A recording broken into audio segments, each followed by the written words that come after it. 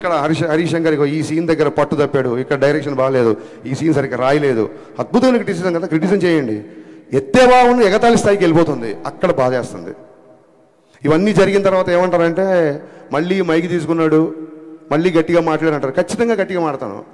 4 ఏళ్ళు అయింది, cinema late అవుతుందని చెప్పి ప్రొడ్యూసర్ ఇంట్లో కూర్చొని తెల్లారుల వరకు మద్యం తాగాడు ఒక డైరెక్టర్. ఇతను పవన్ కళ్యాణ్తో బ్లాక్ బస్టర్ తీసి ఎంతకుముందు ఇంకెవరు?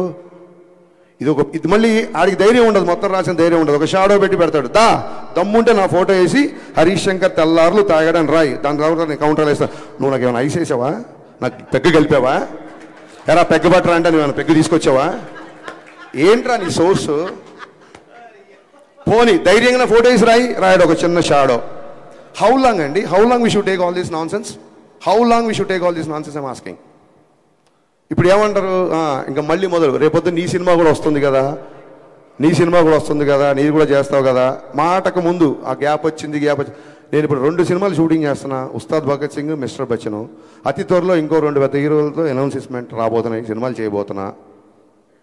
ఇది ఏంటి ప్రోగ్రెస్ రిపోర్టా? మా నాన్నలాగా మీరు నా స్కూల్లో ఏమైనా ఫీజు కట్టారా? నేను ఏం చేస్తాను మీకు చూపించుకోవడానికి? 4 సంవత్సరాలు కుదరకపోతే నా 5 ఏళ్ళు కుదరదు. ఏంటి మీ ప్రాబ్లం ఏంటి? మీ ఇంటికి వచ్చి ఏమైనా అడుగుతున్నానా? నా రెంట్ కట్టండి అన్నా, నాకు ఇంకోటి చేయండి అను. సినిమా లేట్ ఉందని ఫ్రస్ట్రేషన్తో ఇదా నాకు తర్వాత అనిపించింది. ఎక్కడో చదివా, హరిశంకర్ తాగిన మద్యం గురించి మాట్లాడడం కాదు. మన మన మన మన వాళ్ళు ఎలా ఉంటారంటే, శ్రీశ్రీ రాసిన పద్యం కంటే కూడా శ్రీశ్రీ తాగిన మద్యమే ఎక్కువ ప్రాచుర్యం పొందిందని చెప్పాడు ఒక కవి. విపరీతమైన పర్సనల్ అటాక్. మేమేమన్నా గాంధీ మాత్రం చెప్పామో మీకు?